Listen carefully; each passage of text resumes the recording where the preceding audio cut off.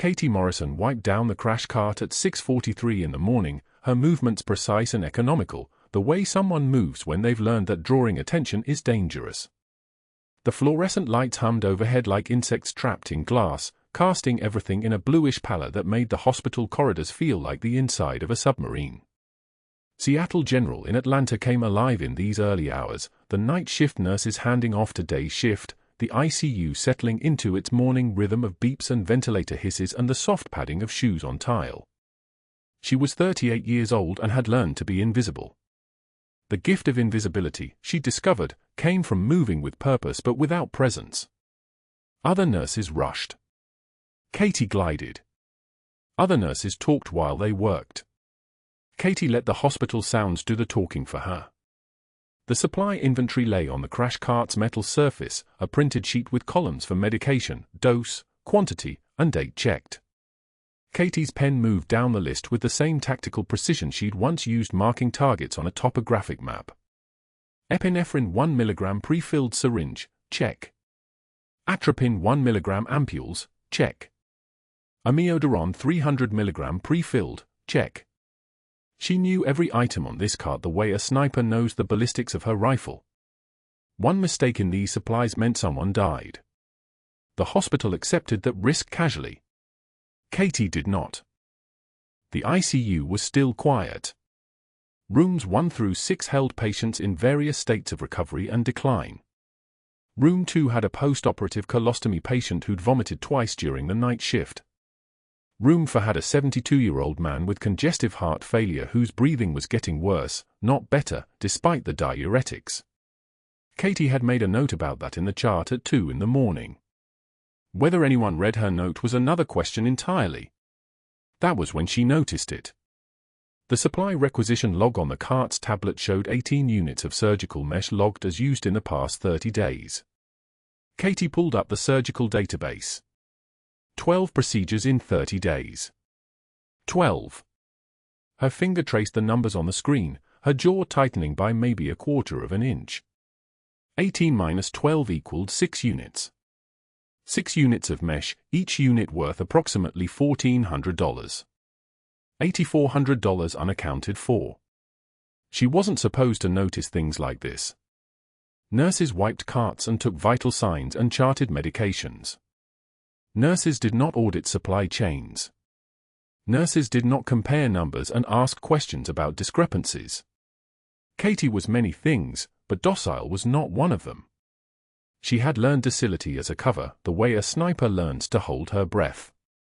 But underneath the docility was something else entirely, something that had spent for years identifying supply chain vulnerabilities in forward operating bases across Helm and Province, something that understood that corruption in logistics was how operations failed and soldiers died. The tablet screen reflected her face. Dark eyes. Brown hair pulled back so tight the skin of her temples went slightly pale. A scar on her left jawline, visible when the light caught it at exactly the right angle, a scar from a ricochet that had missed her eye by maybe 2 centimeters. That scar was the only thing about her that looked dangerous. Everything else was carefully arranged to look harmless. "Good morning, Captain Morrison." She didn't flinch. The voice came from behind her, but she didn't flinch. It wasn't actually a captain. The man who'd spoken was Dr. James Pierce, attending surgeon, whose shoes cost more than Katie's car payment, whose watch gleamed with the kind of understated wealth that came from old money and newer cocaine, or so she suspected based on the supply discrepancies she was now noticing. He never called her by her real rank, of course. Nobody called her by her real rank. Nobody knew her real rank. They just called her Katie, or sometimes the quiet one, or sometimes just nurse when they needed something. "Good morning, Dr. Pierce," she said, her voice modulated to the exact frequency of deference. She turned from the crash cart, her movements controlled, her eyes meeting his for approximately 1 second before dropping back to the tablet in her hands. Dr. Pierce was a man whose presence made people rearrange themselves around him, the way water moves around an obstacle. He was tall, with the kind of athletic build that came from personal trainers, and his surgical mask hung around his neck like a piece of jewelry. His blue eyes had that particular gleam of someone who'd never been told no and had started to believe it was impossible. Some people think a nursing degree makes them a doctor, he said. His voice was pitched just loud enough for the 2 unit clerks at the station to hear. Just loud enough for the other nurses starting their shift to hear. It doesn't. There's a reason there's a hierarchy, Katie. Nurses stay in their lane. Doctors make the decisions. The room shifted slightly. That was the thing about moments like this, they had weight. They took up space in the air like humidity before a storm. Katie could feel the other staff members becoming very interested in their computers and their charts and the absolutely fascinating patterns on the linoleum floor. She took one measured breath. Her hand, holding the tablet, remained steady. She was thinking about a moment for years ago in a narrow valley east of Sanjin, where she'd watched a junior officer panic and nearly get 3 soldiers killed because he'd accepted someone else's assessment instead of trusting his own eyes. The people around you will always try to diminish you. That was one of the lessons. The other lesson was that how you respond to that diminishment is the only thing you actually control. I know exactly where I belong, Doctor, Katie said. Her voice was like still water, not angry, not defensive, just factual. She met his eyes again, held the contact for exactly 2 seconds, then returned her attention to the tablet. It's why I'm still here. Something flicked across Dr. Pierce's face. Surprise, maybe. Or irritation at being answered at all when he was clearly making a speech. His mouth tightened slightly at the corners, but before he could respond, the unit clerk interrupted with a question about medication orders, and he turned away, his expensive shoes clicking against the tile with sharp precision as he headed toward the central station. Katie returned to the crash cart. Her fingers found the edge of her scrub jacket, where underneath the fabric, sewn into the lining with military precision, was a patch. Faded now, the colors worn to something like memory, olive drab and tan with the numeral 75 and the word Ranger stitched in thread that had survived every washing for 16 years. The 75th Ranger Regiment. The unit designation that officially no longer applied to her. The identity that the army had carefully erased from every database after an extraction operation in Helmand province had gone sideways, after a senator's son had ended up in an ambush she'd pulled him out of, after someone very high up had decided that Captain Catherine Morrison needed to disappear from the historical record entirely. She didn't touch the patch often. Not where anyone could see. But her fingers knew exactly where it was, and sometimes during long shifts, when the weight of invisibility got particularly heavy, she'd press her hand against that spot on her ribs and remember that the erasure was temporary, that identities could be buried, but they didn't die. The morning stretched ahead of her. Room for would need her attention within the hour. The man with congestive heart failure was decompensating, and nobody else seemed to be looking at his trending numbers closely enough. The supply discrepancies would need more investigation. She'd need to cross-reference the surgical logs with Dr. Pierce's operating schedule. That was going to be complicated. That was going to require precision and restraint and the kind of evidence that couldn't be dismissed as coincidence. But that wasn't the worst part. The worst part was what she'd seen on the bulletin board near the break room when she'd arrived at 6:30, a clipboard with signatures, names listed in various handwriting, a header that read request for personnel review. She'd counted 20 names before she looked away, before the weight of it could settle too heavily on her shoulders. 20 doctors. 20 doctors who had been convinced by someone, by Dr. Pierce, almost certainly, that Katie Morrison was a problem. 20 doctors who'd signed something official, something that created a paper trail, something that gave administrative teeth to what was otherwise just gossip and innuendo. 20 doctors who had no idea what they were actually looking at. She closed the tablet and turned back to the crash cart. The supplies were all in order. They were always in order. She was good at keeping things in order. It was what she'd trained for. It was what she did. It was who she still was, underneath the deference and the careful invisibility, underneath the assumption that she was just a nurse who'd somehow wandered into a position above her capability. The ICU hummed around her. Monitors beeped. Ventilators wheezed their mechanical breath. A call light chimed somewhere down the corridor, someone's pain sensor reaching a threshold that required attention. Katie Morrison, aged 38, officially erased captain with a buried unit patch and 16 years of classified training, moved toward the sound with the quiet precision of someone who'd learned that the most dangerous people are always the ones the world underestimates. The call light chimed somewhere down the corridor, someone's pain sensor reaching a threshold that required attention. Katie Morrison moved toward the sound with the quiet precision of someone who'd learned that the most dangerous people are always the ones the world underestimates. Her badge caught the fluorescent light, a small brass rectangle that meant nothing to anyone except the people whose lives depended on what she could do in the next 60 seconds. The morning briefing in conference room B started at 8:15. Katie arrived at 8:14 with her coffee, black, no sugar, the cup warm between her palms. 20 doctors sat around the polished table. She counted them without looking obvious, the way soldiers count exits. 20 faces. All of them waiting. Dr. Pierce stood at the head of the conference table with a folder in his hands, his expression arranged into something resembling professional concern, though his eyes held the glint of a man who'd just sharpened his knives. "We need to discuss unit standards," Pierce began, settling into his chair like he was taking a throne. He distributed a single document to each doctor. It was 3 pages long, dense with signatures. Katie watched the faces around the table shift as they read it.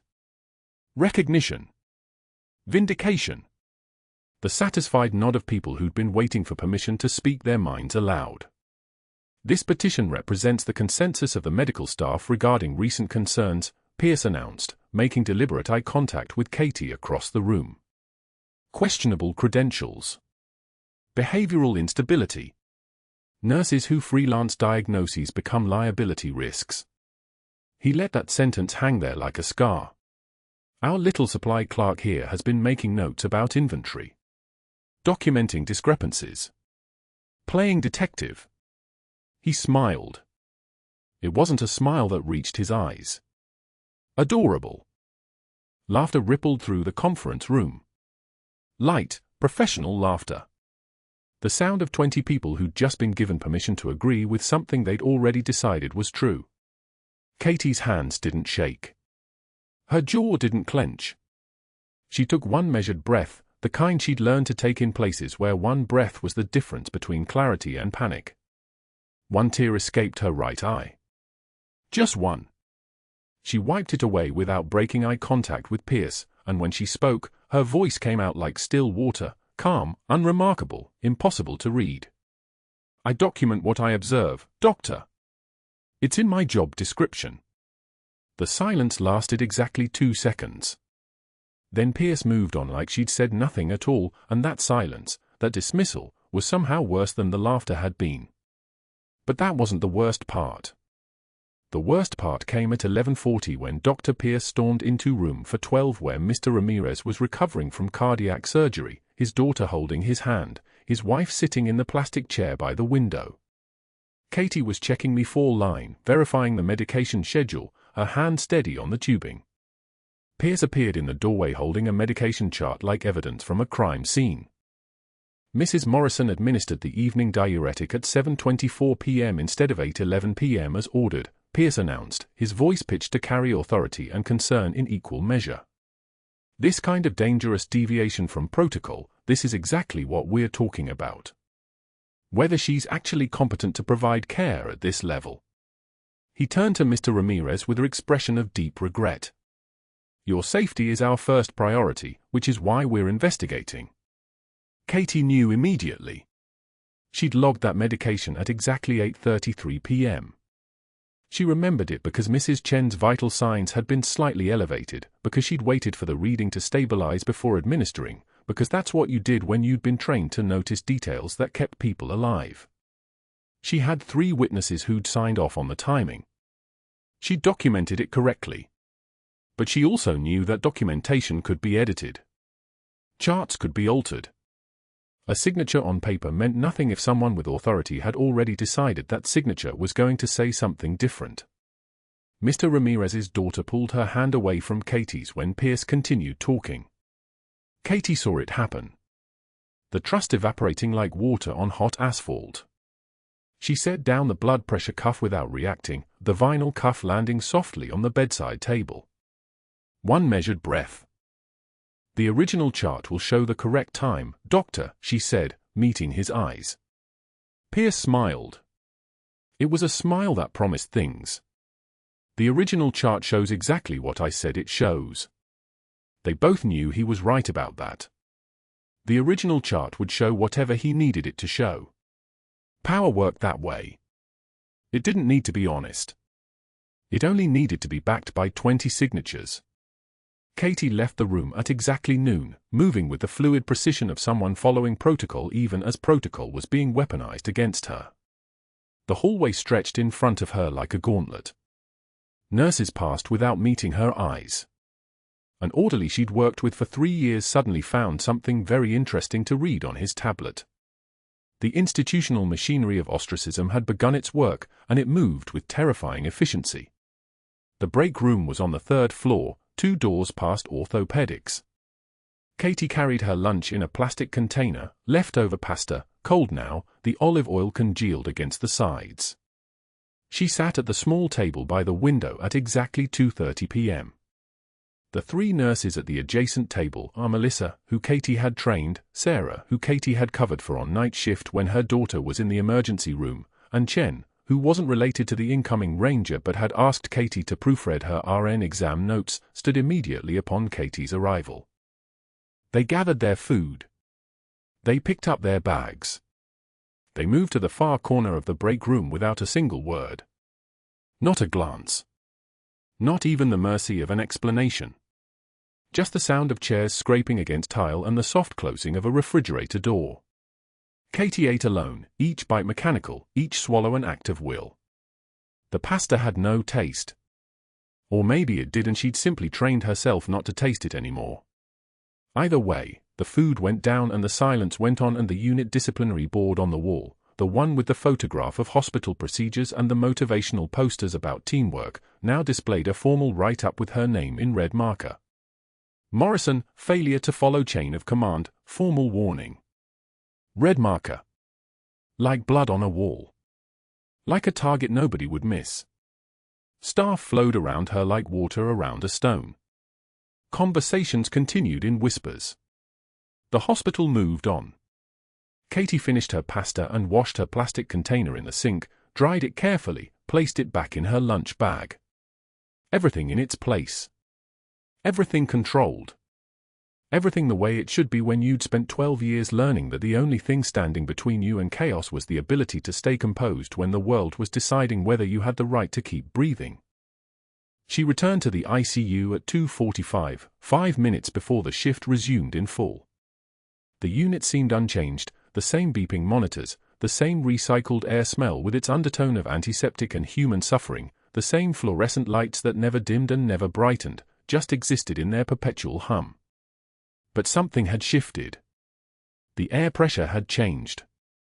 Katie could feel it the way she could feel a weather system approaching, the way the body knows things before the conscious mind catches up.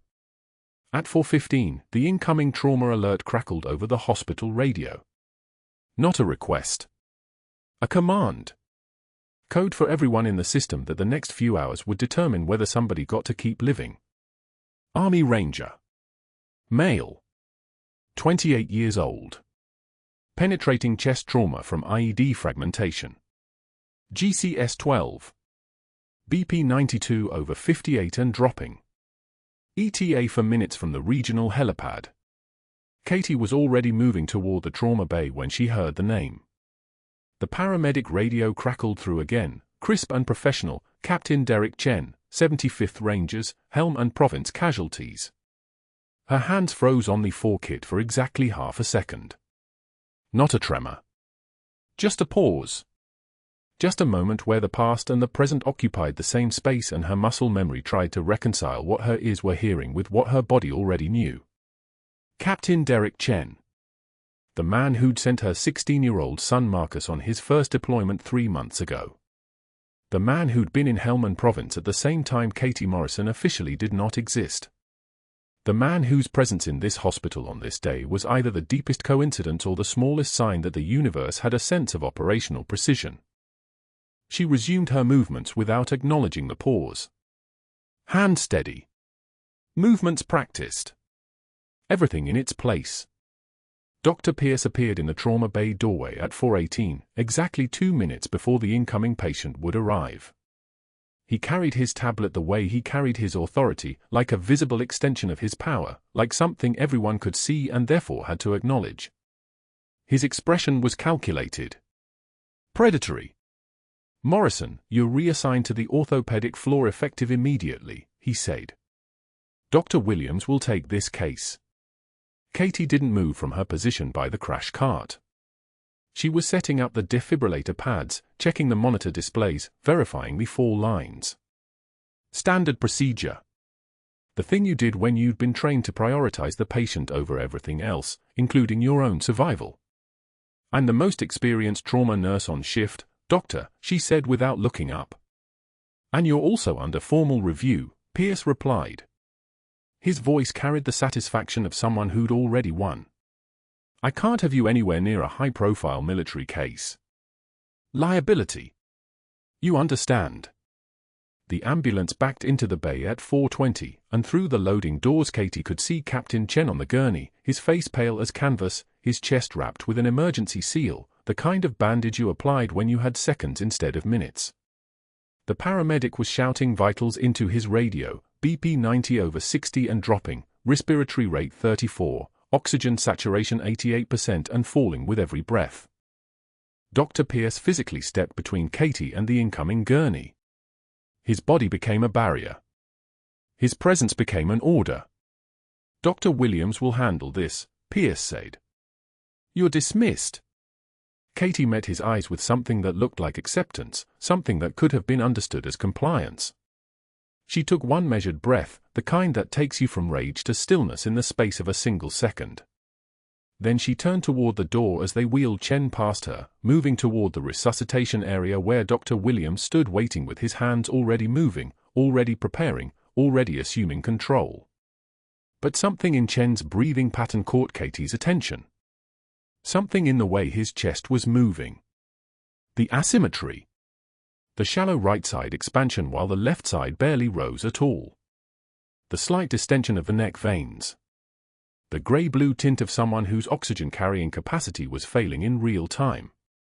She stopped at the trauma bay door, her hand on the frame, watching Chen's chest rise and fall in rapid, shallow movements that looked wrong to anyone who'd been trained to recognize the anatomical signature of a tension pneumothorax developing.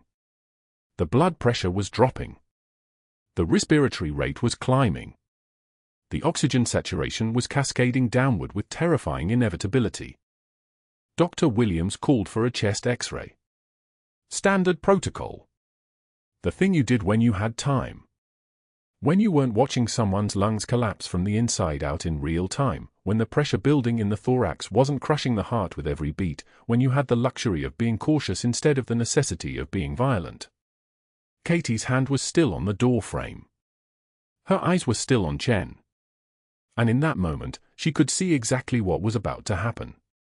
She could see the next 3 minutes laid out with the clarity of someone who'd spent 16 years learning to see what others missed, the deteriorating vitals, the failed diagnosis, the moment when protocol became a death sentence. She was a nurse. She was also a captain, and captains didn't stand still while their brothers died. The trauma alert crackled through the overhead speakers like a voice from another world. Incoming, ETA for minutes. Penetrating chest wound, Army Ranger, GCS 12, BP 98/60 and dropping. Trauma Bay 1.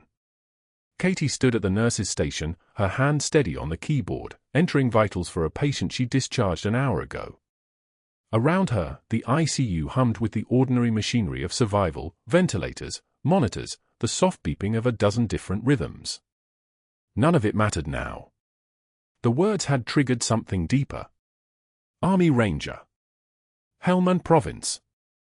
The geography of her own burial. She didn't move.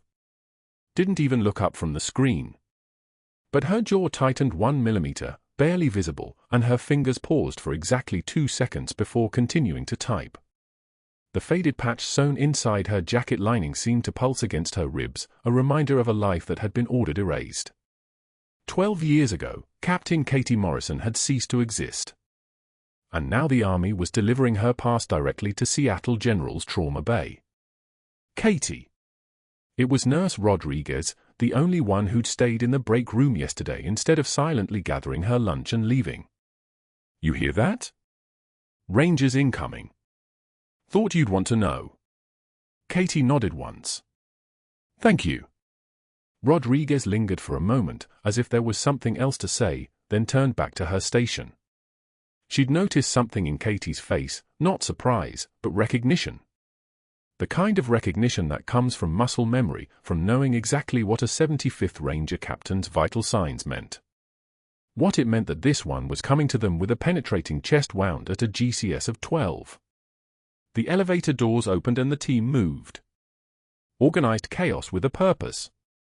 Dr. Pierce emerged from his office, already fastening his trauma gown, and Katie watched through the window as they rolled the stretcher into Trauma Bay 1. The patient was covered in blood. Tactical gear, torn. Dark hair matted. But even through the chaos, even with her vision narrowed to the clinical facts, Katie saw the face. Captain Chen. The 75th Rangers. The officer who'd called her son's mother 3 months ago to tell her that her 16-year-old boy had enlisted and that he, Chen, would be his squad leader on his first deployment. Katie's hands pressed flat against the Trauma Bay window.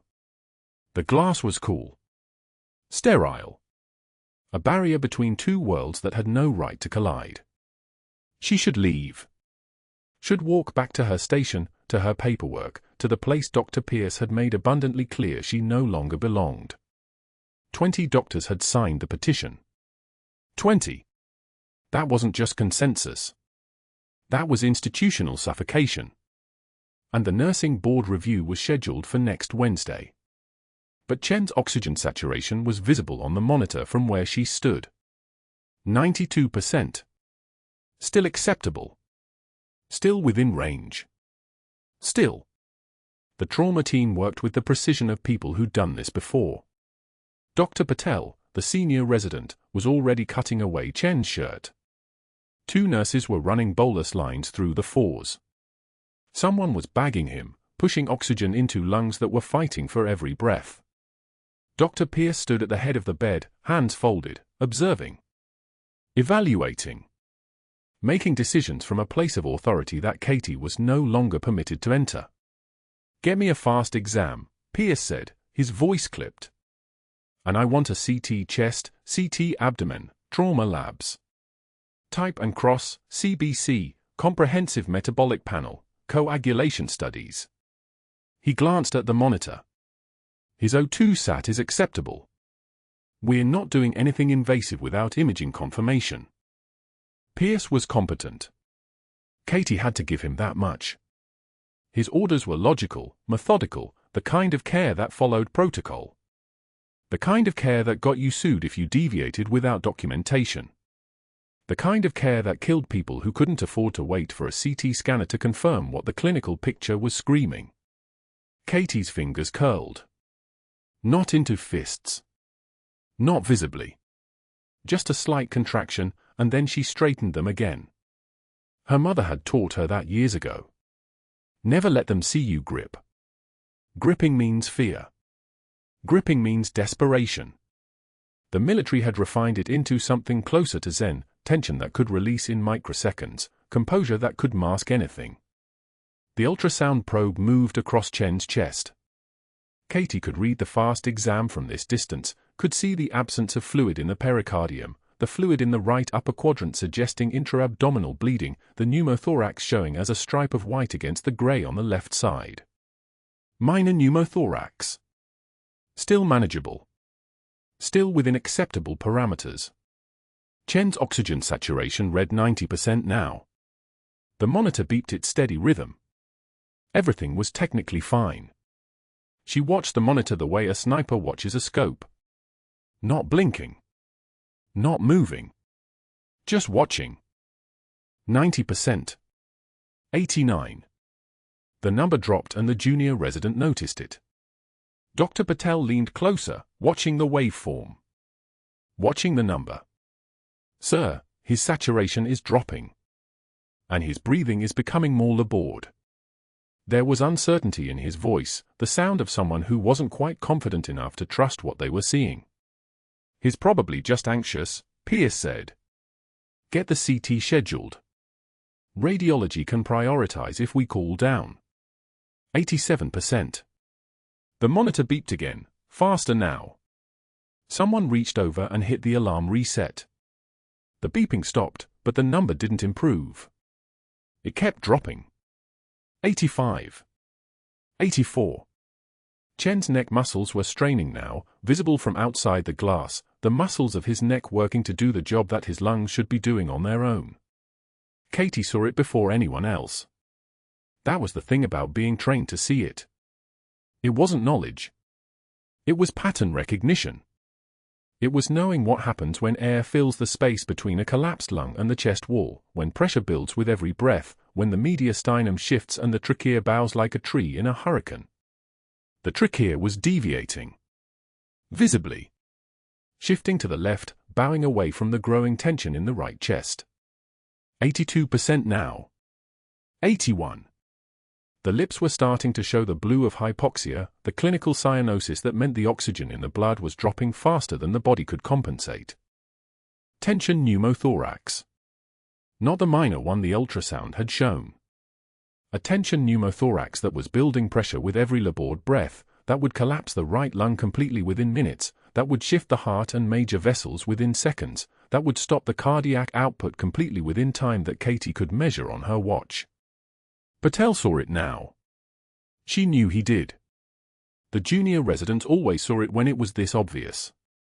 "Dr. Pierce, the tracheal deviation is increasing." His O2 sat is. "We don't needle decompress without imaging confirmation," Pierce said, not turning around. "That's how lawsuits happen. Get me the radiologist. I want him in the scanner now." Katie's fingers moved to her jacket, touching the patch through the fabric. 78%. The monitor was beeping its faster rhythm now, the rhythm that meant the patient was running out of runway. The rhythm that meant every second counted. The rhythm that was the sound of a man dying while his doctor waited for a CT scanner to tell him what his eyes could already see. The crash cart sat in the hallway behind her.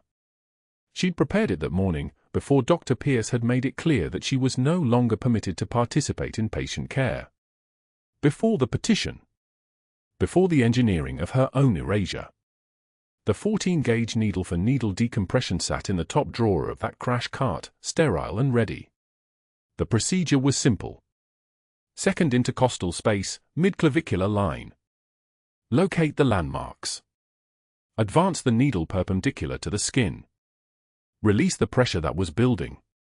Listen for the hiss of air escaping, the sound of life returning to normal pressure, the sound of a man who'd just been handed a second chance. 60 seconds to prepare the site. 30 seconds to locate landmarks under these conditions.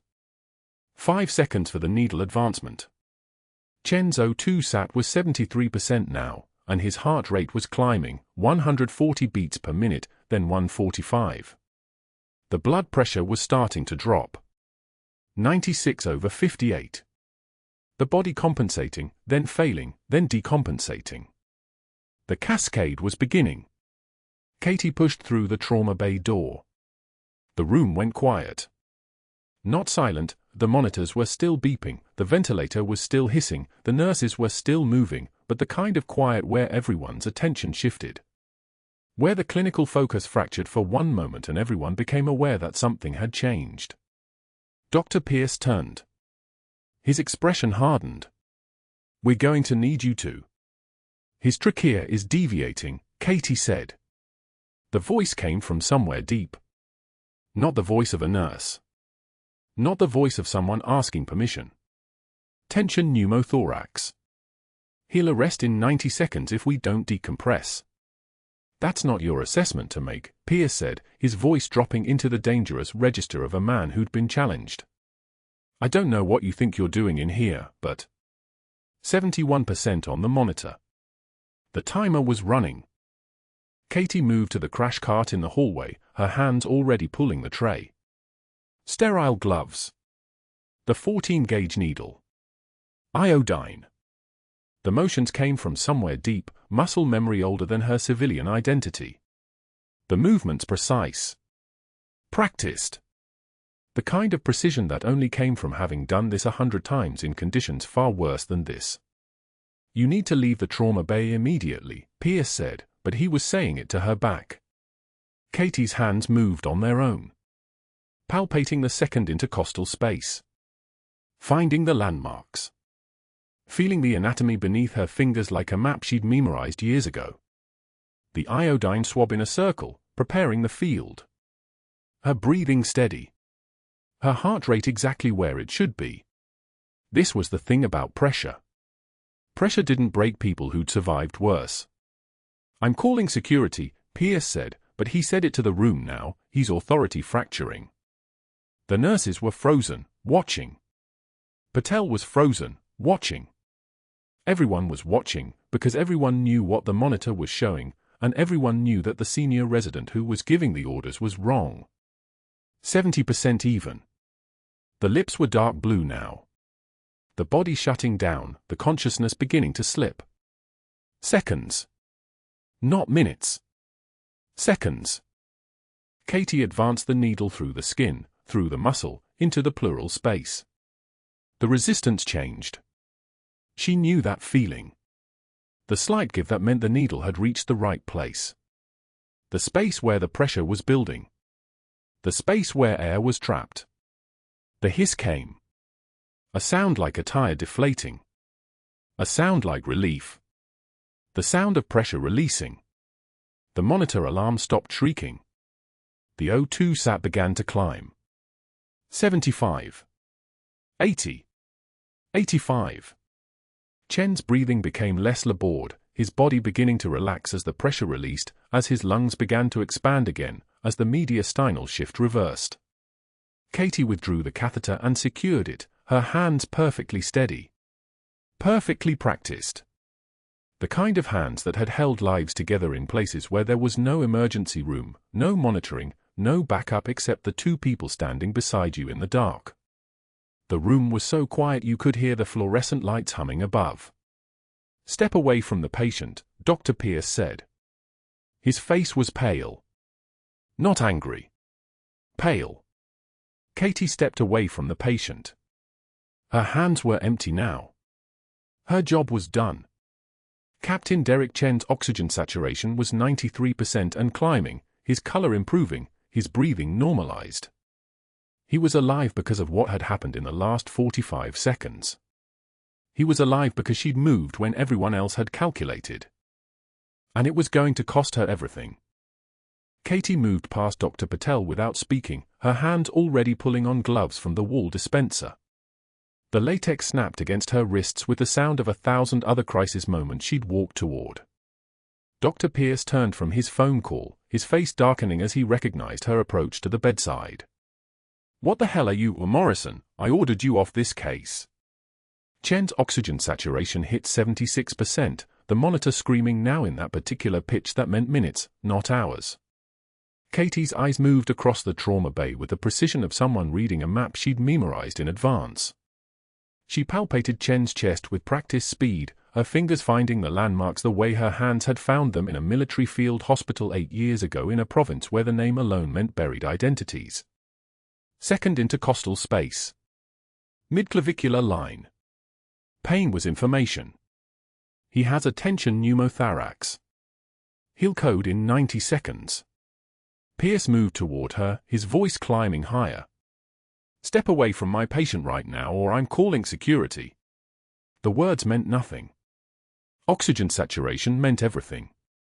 Katie's hands didn't shake as she tore open the needle kit from the crash cart, sterile packaging splitting like a whisper.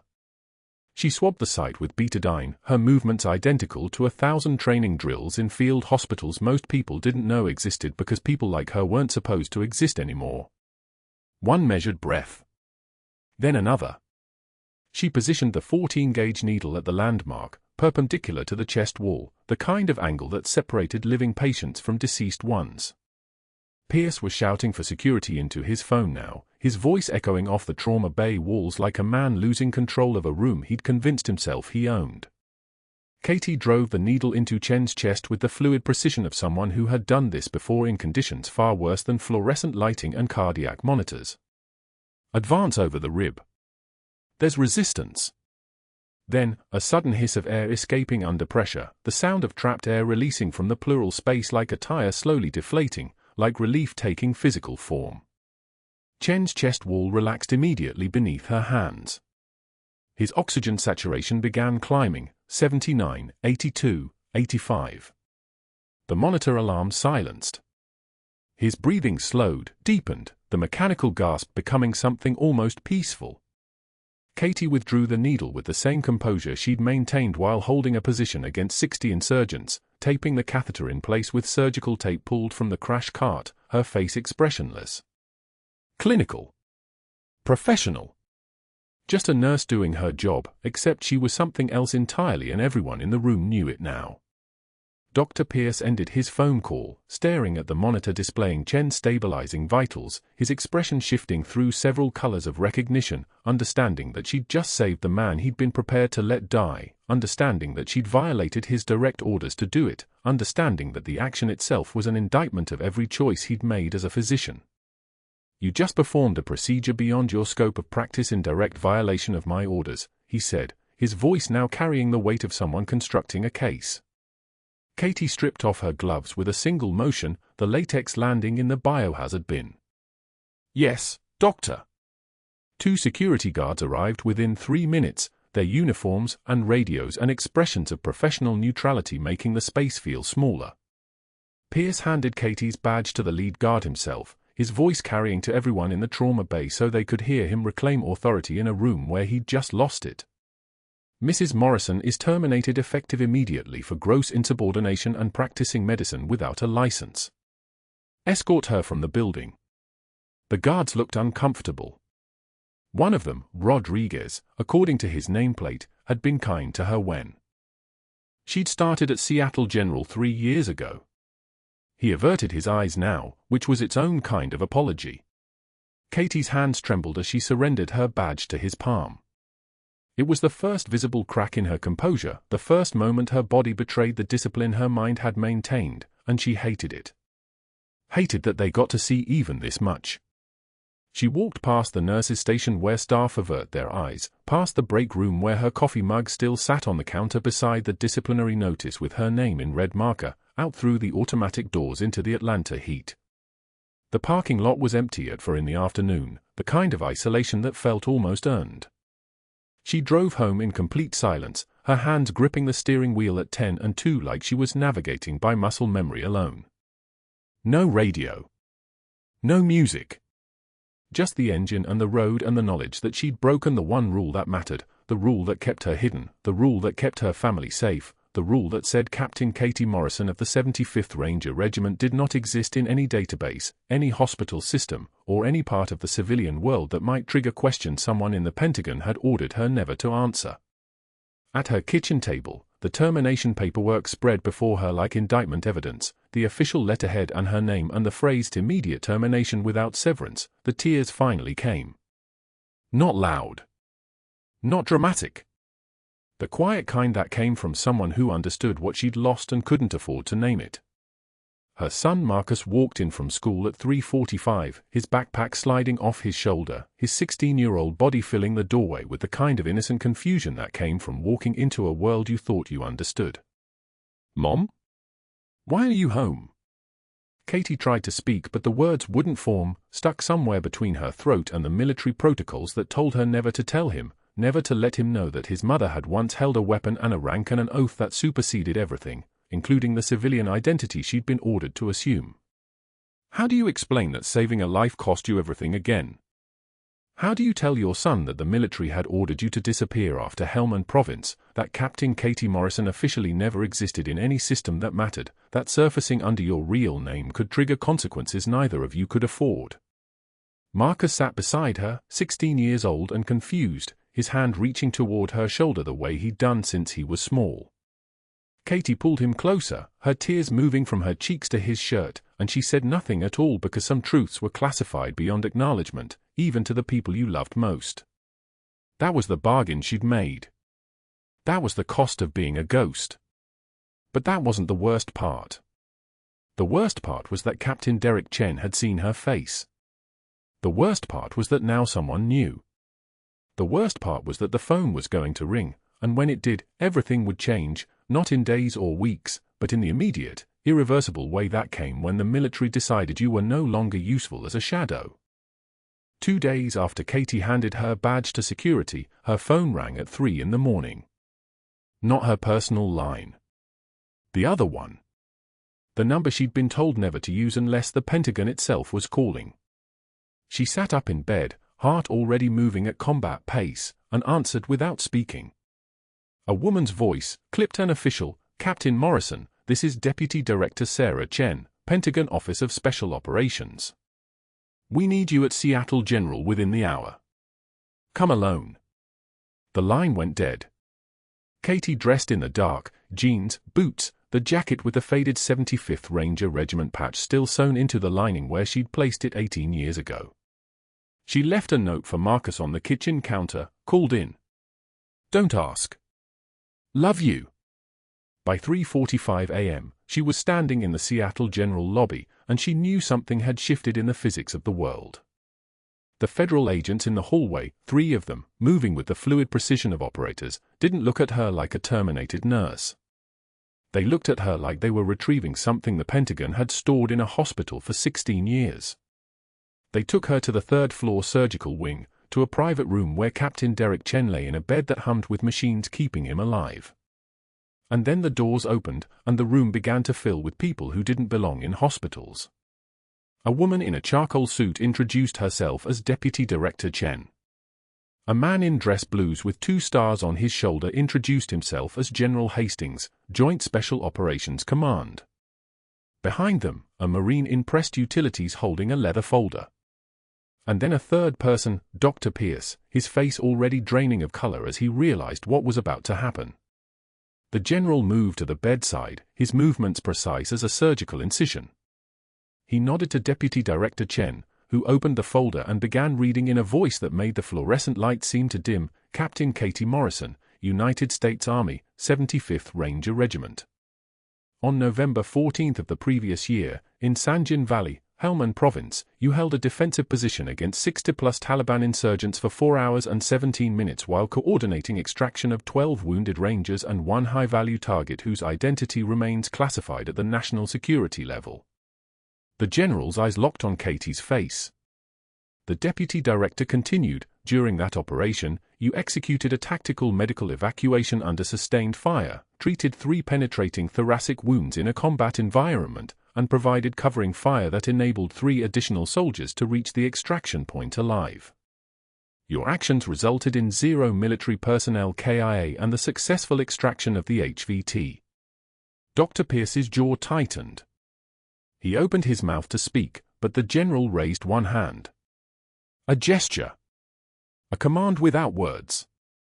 The room went dead silent. Katie felt the world reorganizing itself around her, felt the weight of 18 years of invisibility beginning to lift like pressure equalizing. Captain Chen's eyes were open. Focused. Looking directly at her. And then, from the bed, a whisper, "Valkyrie." Her call sign from Helmand. The name she'd buried so deep that even Marcus didn't know it. The name that belonged to a person who no longer existed on paper or in any database the Army maintained. General Hastings moved closer to Dr. Pierce, his presence making the air pressure change, the way it did when someone trained to kill was standing close enough to touch you. "Dr. Pierce, I'm going to show you something." The deputy director handed him a tablet. Katie watched his face reorganize itself as he read. Watched the color drain like someone had opened a valve. The screen displayed the Inspector General's report, the one his own complaint had triggered. $340,000 in fraudulent billing over 18 months. Supply diversion linking directly to his personal signatures. Kickback payments from MedSupply Direct deposited into an account under his wife's maiden name. The CEO of Seattle General stood at the foot of the bed, her voice dropping to a clinical register. "Every complaint you filed against Captain Morrison created a paper trail. Every allegation you made to HR led auditors directly to your procurement records. The medication timing discrepancy you reported to the Ramirez family? Digital timestamp metadata on the original chart shows Nurse Morrison logged it at 8 p.m. You altered it to 7:47 p.m. 17 minutes later from your personal login. One of the federal agents stepped forward. Dr. Pierce, we need to talk about the 20 doctors who signed your petition. Dr. Pierce's mouth opened. No words came out. Agent Morrison, no relation, but the coincidence hung in the air like humidity, consulted her own tablet. 16 of them stated you told them Captain Morrison was under criminal investigation and the petition was a legal formality. 3 others said you implied she was stealing medications. 1. Dr. Patel refused to sign and has provided testimony about your pattern of fabricating chart errors to isolate specific nurses from high-profile cases. Captain Chen's voice from the bed was steady, military precise. She performed a textbook needle decompression at the second intercostal space, mid-clavicular line, while you were arranging imaging that would have taken 20 minutes I didn't have. The general moved toward Pierce slowly, the way a predator moves when it knows the prey can't escape. The audit reveals you've been systematically reassigning experienced nurses and replacing them with junior staff, then billing for senior-level care. The investigation you weaponized against Captain Morrison has uncovered patterns of malpractice and fraud spanning years. 2 more federal agents entered the room. Pierce backed toward the door, but there was nowhere to go. The general continued, his voice carrying the weight of someone who'd sent soldiers into impossible situations and brought most of them home. You're being detained pending federal charges related to wire fraud, mail fraud, and conspiracy to commit healthcare fraud. You have the right to remain silent. The agent began reading Miranda rights, the words falling like an execution order. Dr. Pierce looked at Katie, really seeing her for the first time, the scar on her jaw from shrapnel in Helmand, the steady hands that had held lives together, the quiet dignity that had never broken under 18 days of systematic destruction. You planned this, he said, and it wasn't a question. Katie took one measured breath, meeting his eyes with the calm of someone who'd survived worse. I documented what I observed, Doctor. It was in my job description. The federal agents escorted Dr. Pierce from the room, his expensive shoes clicking on the tile for the last time. General Hastings turned to Katie, and his hand came up to his face. A salute. Rendered with the precision of someone who'd earned every rank he wore. The gesture meant everything. It meant she'd been seen. It meant the invisibility was over. It meant that somewhere in the Pentagon's classified files, Captain Katie Morrison had never stopped existing. They'd simply been waiting for the moment when bringing her back into the light served a purpose larger than protecting a senator's son. The deputy director closed the folder. Captain, your identity protection order has been lifted. Your service record is being unsealed. As of this moment, you're no longer required to maintain operational security regarding your military background. Katie nodded, feeling the weight of 18 years settling into a different shape. Not lighter. Different. The kind of different that comes when you stop running and finally turn to face what you've been carrying. Major Chen, he'd been promoted, she realized from the insignia on his uniform, would face questions. The 20 doctors who'd signed the petition would face questions about how their names had been used. The hospital would face federal oversight. And Katie Morrison would walk out of Seattle General not as a terminated nurse, but as someone who'd finally been allowed to exist in both halves of her life simultaneously. General Hastings moved to the door, then paused. Captain Morrison, you've been offered positions in consulting, training, and federal service. Your file will reach your residence by courier tomorrow. But there's no pressure on timeline. He rendered another salute. Welcome home, Captain.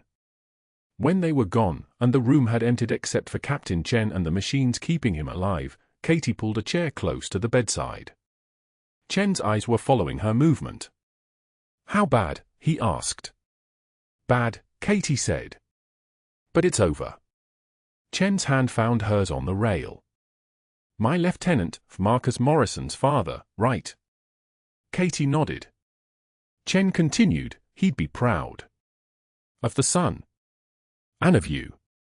Katie didn't respond. She simply sat there, holding the hand of a man who'd trained her boy, and felt something shift inside her chest like a joint relocating after being dislocated for years. The ventilator wheezed its mechanical rhythm. The heart monitor beeped its steady 4-beat pattern. And in the silence that filled the room, Katie Morrison understood that the investigation she'd feared had become the instrument of her own liberation. The system that required her to remain hidden had just been dismantled by the very man who'd tried to use it against her. Outside, Atlanta's pre-dawn light was breaking across the hospital parking lot like a ceasefire after a long siege. Katie reached into her jacket and touched the faded patch sewn into the lining, the one with the 75th Ranger Regiment insignia worn soft from 18 years of her fingers finding it in the dark. Not long now. Not long before she could take it out and show it to someone other than herself. Not long before Captain Katie Morrison would clip her real name badge onto her scrubs and walk into the Seattle General ICU like a person who'd finally earned the right to be seen. The sun rose over Atlanta like a door opening. And Katie Morrison, for the first time in 18 years, walked toward the light instead of away from it. If you've been following this story, you know that hidden strength is the most dangerous kind. Subscribe so you don't miss what happens when Katie reclaims her full identity. Like and comment if you've ever been underestimated by someone who didn't know your real value. And if you know someone carrying secrets that heavy, tell them they're not alone.